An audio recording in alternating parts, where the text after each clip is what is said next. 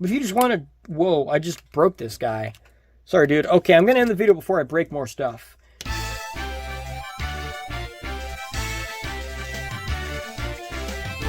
Why be easy when you can just die?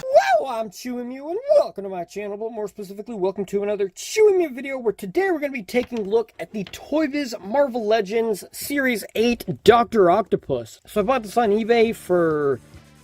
I don't even remember how much.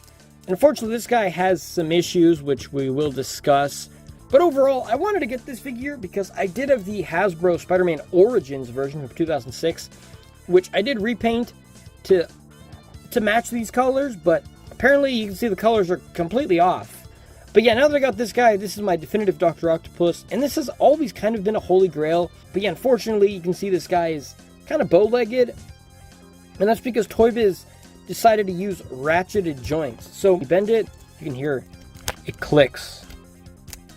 Go out. They're like loose this way, because the disc, the hinge isn't loose. It's like the joint inside, which is kind of dumb. The other issue that a lot of people have, which for me it's not too big of a deal, is that you can see he's kind of short. Like he's in comic books, I think he's like 6'1", so he should be like that tall compared to Spider-Man. Like Spider-Man is 5'10", so he should be like about that tall, but he's short, which is kind of unfortunate, but I'll see if I could maybe improve them. But as far as it goes, take a look at the face here. The face looks pretty cool. A lot of people say he looks ugly, which, I mean, he kind of does, but he's a villain. He's not supposed to look hot. So, you know, to me, the face looks cool. He's like, I don't know if it's gonna work. That's kind of the face he has. Like, he's like, I don't know if that's gonna work, but I'm gonna try it. I don't know. And the eyes are actually painted underneath. Like, you can see they're painted under it. So you could take the glasses off, which I wouldn't do. The hair has like a, it's brown, and it looks like it is, I don't know if it's dark brown with a light brown wash, or if it's light brown with a dark wash. I don't know, but you can see it's not just one color of brown. So that looks okay. As far as all the green is just molded plastic, and it has this sort of, like, it looks like someone took a brush and painted details on. I don't know if it's supposed to have that, or if it does, it looks kind of bad. But I don't know. To me, it's kind of weird. Like, standing here, you don't notice it too much, but like if you like put it up close, you can see like it looks kind of weird. You can see the belt buckle there is silver. It's painted very cleanly. You can see the paint on this is very clean. The collar paint is also pretty clean as well. On the back, there's like a bit, I think that's supposed to be shading. Like, you see how the yellow has like a darker yellow shading, and then this part does too. I think that's what they were going for there. You can see the backpack holes. There's like some like dirtiness there. You can see the holes where the tentacles plug in. But the thing is, the main thing people want to see with the Dr. Octopus figure, in my opinion, is the tentacles. And let me tell you, they're pretty good. So they're bendable. They're really bendable, and you could wrap them pretty tight. So they are pretty flexible and stuff. Yeah, they just port onto his back like this, which they're pretty stable. You know, they can hold his weight. I mean, inside the plug on his back can hold his weight, and they actually have these sort of octopus-looking suction cups on them, which to me as a kid I always thought they're supposed to go like on top, like they're like this, but I think they might go like that, you know, so they can be like, you see them like this. I don't know. But it's like this gunmetal gray, and they have this nice black wash on the details. Very nicely detailed here as well. Then you have the claw head, which it rotates. And that one, for some reason, is not painted silver. The rest of them are all painted silver. That one, the paint came off, but that's okay. You can see how nicely painted it is in here. The grooves here have wash. Very, very nicely detailed tentacles. And they all have like a hinge here and then a hinge there. So you can have them like all grouped together, or like splayed out like he's walking on them. It's very cool, you know, very nicely detailed, and they rotate. As far as plugging into his body, they plug in, where you can see, I mean, the tentacles, they are a bit floppy. They're not like super durable, like you can't hold his weight, like you can't have him propped up on them, which is unfortunate. But compared to the Sinister Six Spider-Man, where or Sinister Six box set, look how floppy these are. Like, they're like super floppy. And look at this one. I mean, they do wiggle, but these are These are way floppier. And these ones don't even stay on his back. Like, I had to do a bunch of crazy customizing, zip tie them together, drill different holes, basically make new parts to connect these, because these tentacles, you plug them in, and then they just flop straight down, and then they're just floppy dragging on the ground. These ones are stiff. Like, they stay in there good. I'll be back.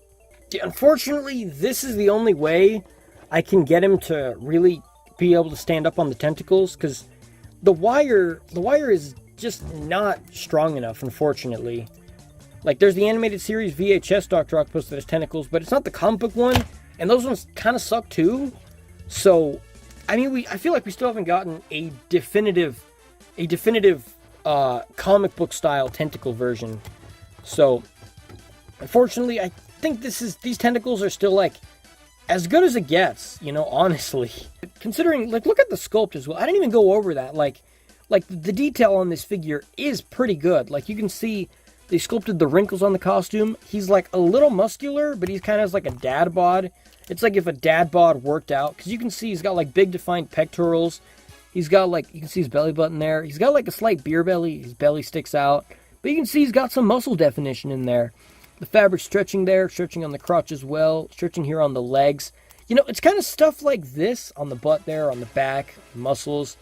See here on his back as well. Like, it's stuff like that like, that's the stuff that matters to me, you know, like, you know, a lot of people don't like ToyBiz because, like, oh, they have ball hips and they don't look too natural because, like, the proportions or whatever. But for me, I can look past that when, like, the tentacles have really good paint apps. They have really good articulation on these. They're bendable wire, which is not the strongest.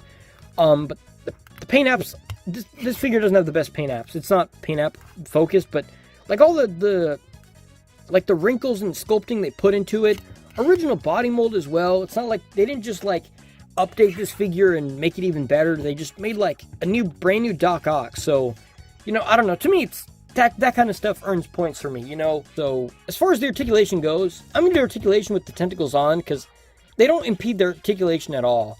So the head looks up about that far, not the most. So that's, like, default. That's down. That's up. So, not the most range. The tentacles taking the focus.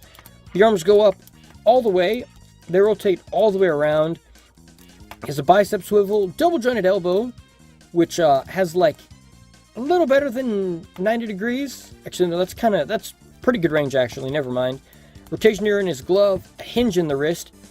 The fingers, you can push them out that far, so like a relaxed hand, and you can make a fist. And then you can also rotate the thumb independently, which is not really that useful for Dr. Octopus, but you can move the thumb. Like, if you want him to, like, hold something or something, I don't know. Or, like, what I used to do with my other Doc Ock is, like, have the hand like that, so he's kind of like that, like, go tentacles or whatever.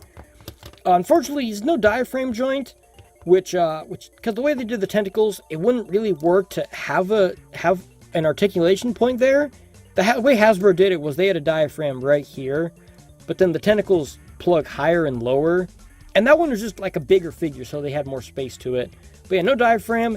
He does have a waist rotation, which weirdly enough is like spring loaded, so you have this, can you see that? Like that kind of shift, like shift forward and back, shift side to side, and then rotate, which is kind of weird, but I mean, it does offer like a little bit of more additional movement instead of just only being able to rotate. So that's interesting. The legs, even though the hips are like weirdly designed that they split apart, he can still kick up all the way. You can move him up even higher if you kick him out to the side. They go back really far, so you can have him doing splits forward and back, which is pretty cool. I mean, not the most useful for Dr. Octopus, but he can do it. Rotation here in the thigh, and like he can also do full splits out to the sides. So full split forward and back, which is pretty cool. Rotation here onto the ball joint. Double bend in the knee, which these joints are pretty stiff. They're like ratcheted, but they're not like impossible to move stiff. They're just like stiff enough that they don't feel like they're going to get loose. I mean, right as I see that, they're like a little bit loose there. But some of those joints like this that are loose, that's like because people have used it. These hips just were always kind of bad, I'm assuming. Your rotation here in the boot, the foot goes decent, or the ankle goes decently back. Not the best forward. And then the toe joint works pretty good. You can move it down and up. Which admittedly, I don't think toe joints are the most useful on someone like Dr. Octopus. But I don't know, you could probably find a use for it. I feel like with most articulation on figures, even if it's not like super useful seeming, you could probably find a use for it, you know? Like the finger joints. The only issue with articulation on this guy is the way that the hips stretch out, or the way that the legs go, they bend weird. It's dumb. I don't know if it's specifically like my figure that I have has that problem, or if like all the Dr. Octopus have that problem. Because it could be like a QC issue with mine, or it could be that like all of them have it. I don't know. But if you just want to... Whoa, I just broke this guy. Sorry, dude. Okay, I'm going to end the video before I break more stuff. But yeah, so that's pretty much all for this video. Let me think about this figure, and I will see you guys in the next review.